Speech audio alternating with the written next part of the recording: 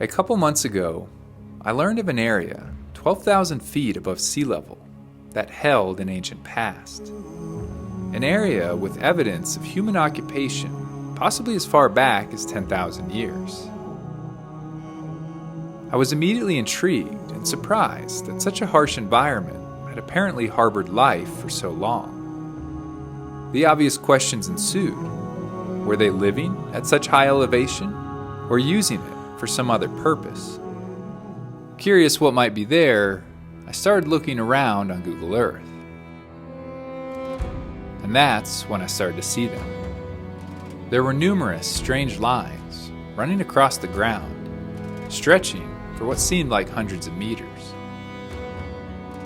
I assumed they were man-made, but if so, what were they for and who built them? Knowing I only had a short window before snow moved in and closed the mountains for the season, I made the long trip to the high country to see for myself what these were. What I discovered throughout this journey revealed an ancient past, much more complex than I first imagined. Hey everybody, thanks for tuning in. So I'm up in the foothills, haven't got up into the high peaks yet. There's some interesting looking rock formation over here. It looks like there's a couple of caves possibly on the bottom of it. I drove past it on this dirt road and I was just like, I don't know, you know what, I'm gonna go check that thing out. So I'm gonna try to find a way over there real quick. Oh yeah, there's the top of it through the trees.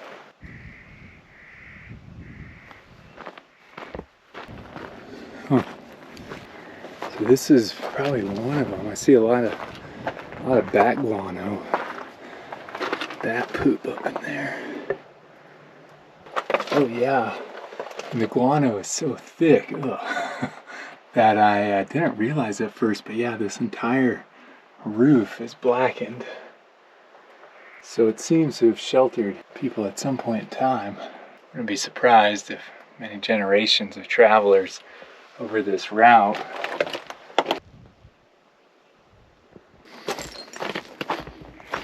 so it looked like this might be the front side. Oh yeah, this goes back. There's a bone there in the corner. Bone of what? Couldn't tell you. Yeah, a bunch of scatterings of bone in here. Definitely wood here that has been brought in. And a lot of blackening up here. I don't see anything else that would give a hint as to when this was used. Like I said earlier, my guess is probably generations from cowboys, miners, Native Americans, generations. Sometimes you just gotta scratch the itch of curiosity, huh?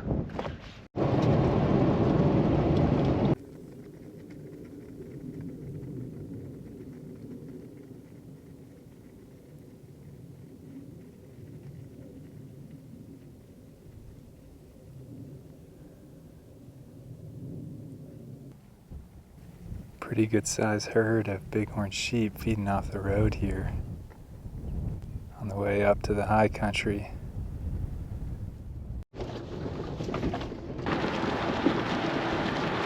In order to get where I needed to start hiking, I had to climb a long ways along a dirt road. I knew I wouldn't reach the trailhead tonight, but I wanted to get within striking distance.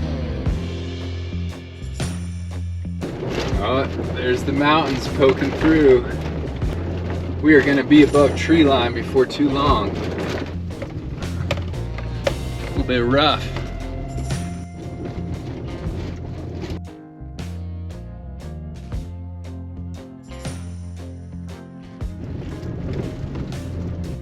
Still a little bit of fall colors hanging in.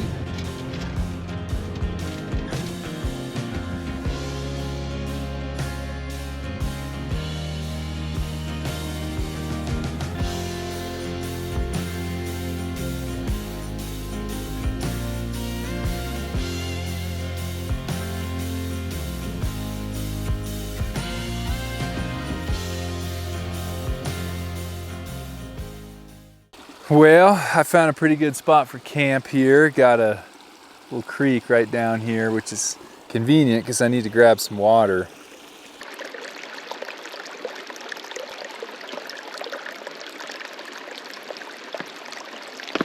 Man, it's great being in the mountains again.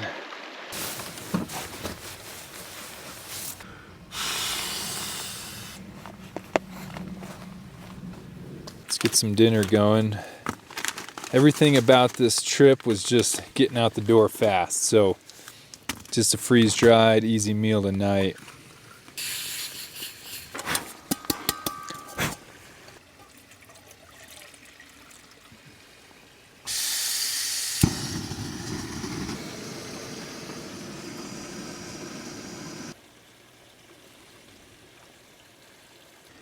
Well, I'm gonna eat this and then head to bed.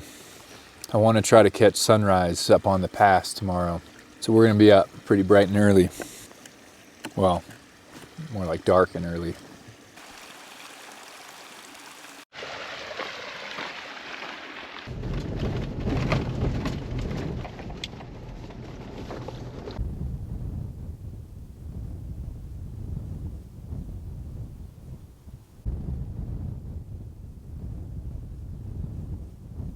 Whew. All right, finally we are up top. It's a balmy 28 degrees up here. We are essentially on the Continental Divide. That sun's gonna hit us eventually and warm us up a little bit. If you're not familiar with the Continental Divide, some like to call it the backbone of North America. It separates our watersheds. All streams and rivers east of the divide eventually flow into the Atlantic, and all those west of the divide make their way to the Pacific. Anxious to finally see what these Google Earth lines were, and wanting to generate some body heat, I got moving as quickly as I could.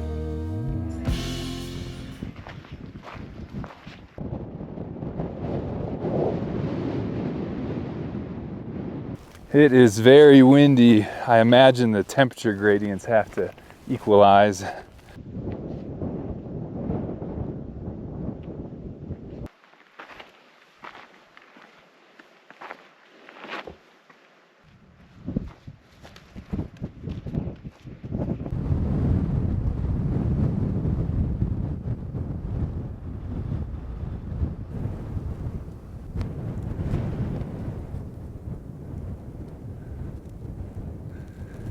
Okay, from some of the spots I marked on satellite, I think we're getting close.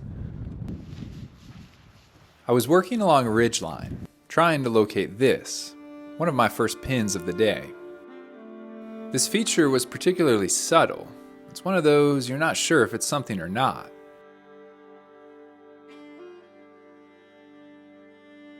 So far this morning, I was having trouble deciphering anything unusual here.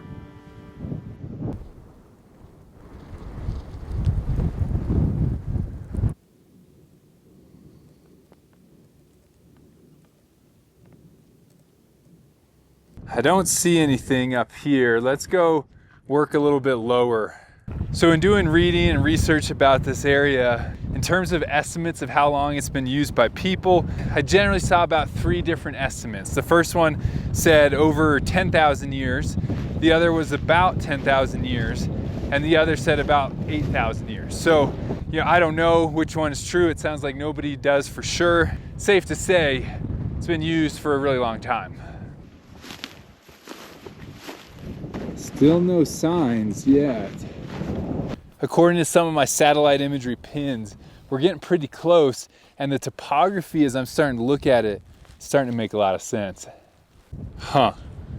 That might be first glimpse of them down there. It's hard to pick them out. As you can see, there's tons of natural rock here, and so it's just finding the man-made features can be a little bit tricky. Yeah, gosh, it is subtle. I really don't know that the camera even can pick up some of these subtleties, but it's just, I don't know how else to describe it except saying it's subtle. It just seems like it's been piled here.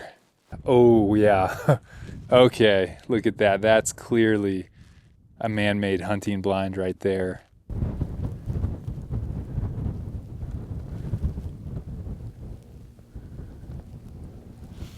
So we had a hunting blind there.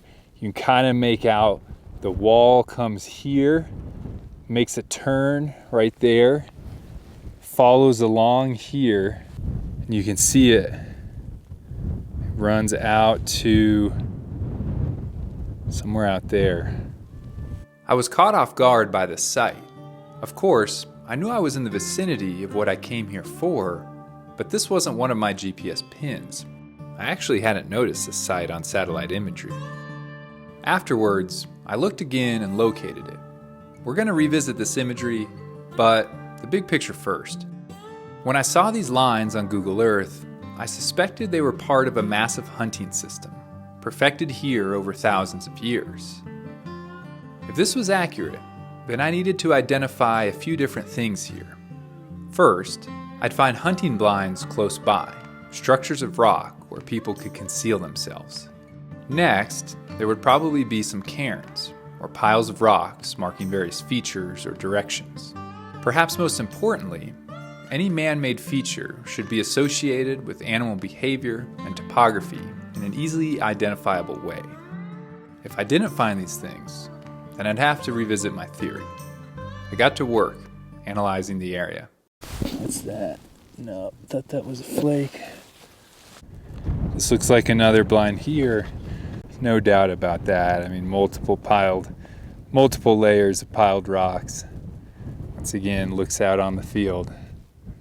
Now, of course, these walls have been here for centuries, maybe millennia, maybe lots of millennia. You never want to walk on them. You want to be careful you're not knocking them down.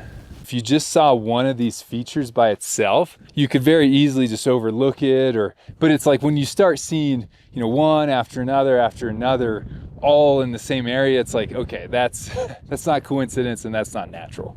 You can easily imagine crouching behind this thing and a herd of game running out there in that open field.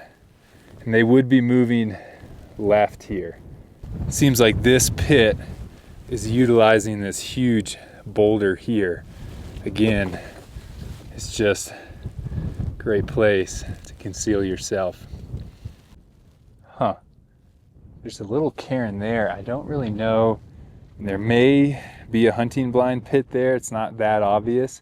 Look at this. We've got, sure, a fallen down cairn here. I mean, sometimes these cairns had a stick coming out of them to make them more visible. And for the people driving the herd over that slope, they would have needed some sort of a visual marker. X marks a spot right in the center. That's where you're aiming. It's all here. At this point, I was confident I was in the middle of an ancient hunting complex, on a scale unlike any I had ever seen before. Now, if you think this is just some rocks piled up by primitive hunters, you'd be missing out on the fascinating art of it all. This high-altitude site was designed for groups of ancient people to secure large amounts of food. Their survival depended on the efficiency and effectiveness of this hunting site. Because of this, its construction is as genius as it is simple. So let's break it down. Seeing drone footage of this site would be most profound. Unfortunately, where I'm currently at, drones are illegal. So we'll use our grainy satellite and my analysis on the ground instead. Okay, so here's the imagery. I hiked in from this direction and started spotting blinds. They are faint, but you can see one here, another here, another there. Next, I walked out into the field. Roughly here is where I found that large cairn. Pay attention to the natural topography. Steep cliffs line one side of this.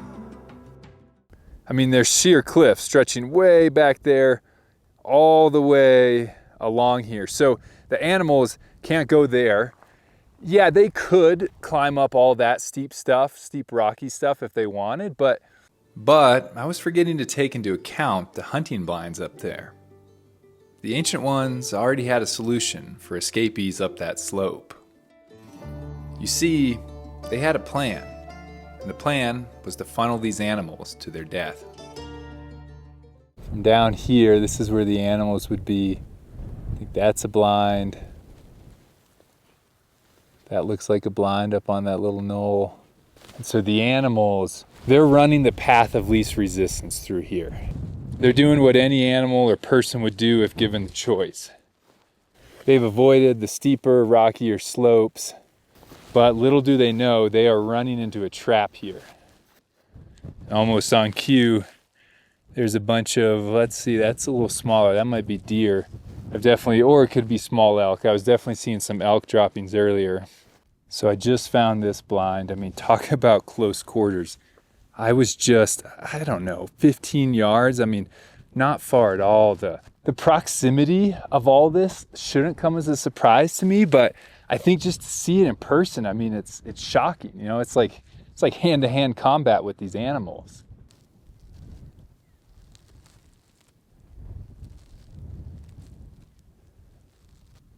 So just to give you guys an idea, so I set the GoPro up on the edge of the hunting blind, and really anywhere from there to, I mean, down this slope some, but this middle zone is probably like the main kill zone. And if you imagine a bigger herd of animals, I mean, you can just see how tightly packed this would have been. There's the camera, my backpack. I've also noticed, as it's been so windy today, that the prevailing winds blow towards us, meaning the animals aren't going to catch human scent until you're basically, on them. The funnel is just, I don't know, 25 yards up there. Let's go check it out. I mean, it just brings it all to life when you can see it here in front of you. There's another blind. It's the first one I've seen over on this edge here. Appears you've got sort of a faint line running up. I bet, let's go see. That might be the kill zone up here, the funnel. Let me help you see this. So here's our site. The blind I just pointed out, close to the cliff. Now the funnel that I'm talking about, do you see it? Yep. I mean, here's another blind. Then you've got this opening right here. Another blind right there. Oh, wow. Look, there's like, holy cow. There's blind, blind, blind, blind. So these are those blinds from up top. 1, 2, 3, 4. It's fascinating because it all makes so much sense. You have a lot of blinds, more blinds on this upper slope than down there. Down there I saw 2, maybe there's a third one. I'll have to go take a look.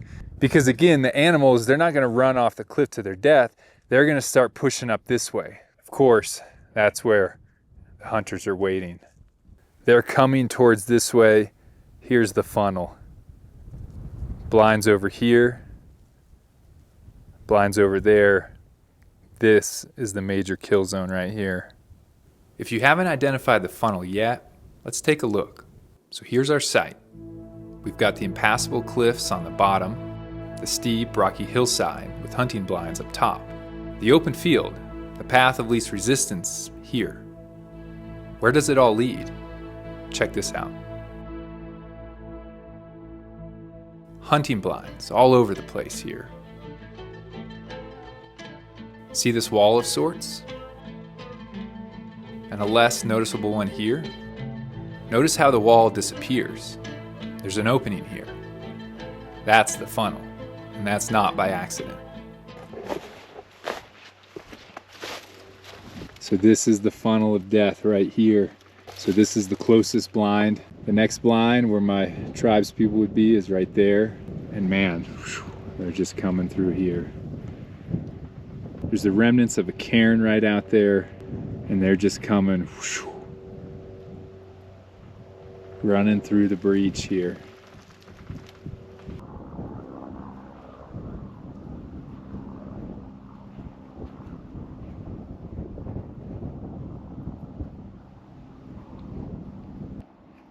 Roughly 20 feet wide. Gosh, imagine the animals converging in that. Approximately 20 feet from one side of the funnel to the other right there. That's all. Just imagine the carnage coming through here. Oh wow, look at this. There's a big old, what is that? Almost on cue, huh? Some sort of a socket here. I don't know how long bone would last out in an alpine environment like this. Given the size, they gotta be elk, I would assume. Time has worn it down, but you can tell this all along here used to be probably a fairly substantial wall. This whole system is stunningly simple, yet brutally effective. There's numerous features at play here, and what's fascinating is that similar types of ancient game drives have been found all over North America, even as far north as the Arctic, where natives built systems like this for hunting caribou. I don't think I've said it yet, but I suspect this site was used for bighorn sheep, elk, and maybe deer. When Europeans first started seeing these sites, they were a novelty, and some recorded their findings. This historical sketch from the 1700s shows a similar trap to what we are looking at today. This one was used for bison, but it sheds a lot of light on our site. Right away, you'll notice the funnel shape. Along the edges are walls of brush, maybe with stone underneath. We clearly have a lot of stone in play here, but very likely, at one point in time, there was organic material, like branches here. It would have made these walls more formidable and intimidating for animals. So there's the funnel. So I'm curious to keep working up this slope and seeing what we find. Look at that, that's definitely stacked. This might be another cleanup zone. Let's take a look. Oh, this might be another one. I was trying to pay attention, like which way are they oriented? You know, it looks like they're looking downhill. So the other kill zone is over in that region. I mean, there's another like major cluster. Oh, wow, yeah, I just picked out a faint wall right there. Yeah, you can trace this thing whoop, out through there. It's crazy to think how many years these rocks may have been in place here. I mean, this wall, you can faintly make it out. This thing runs a long way. Basically all the way to the drop-off as far as I can tell. Up and over the ridge there. Pretty wild to imagine and then juxtapose it against our own lives in this modern world.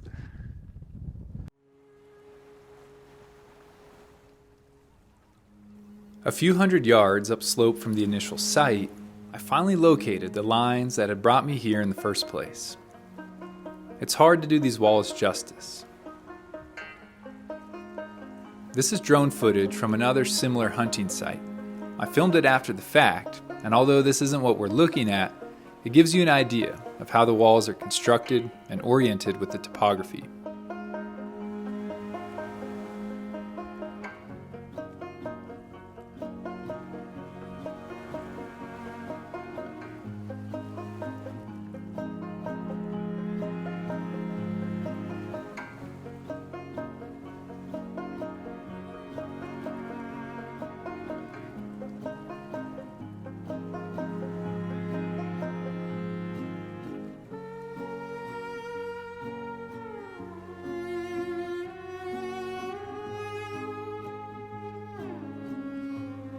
So how old is all of this? Well, conveniently, an archaeologist who watches the channel recently reached out to me. He studied similar sites to these and shared some information. Many of these game drive sites in the Rocky Mountains were used off and on for the past 4,000 years, with the most heavy usage being the last 2,000.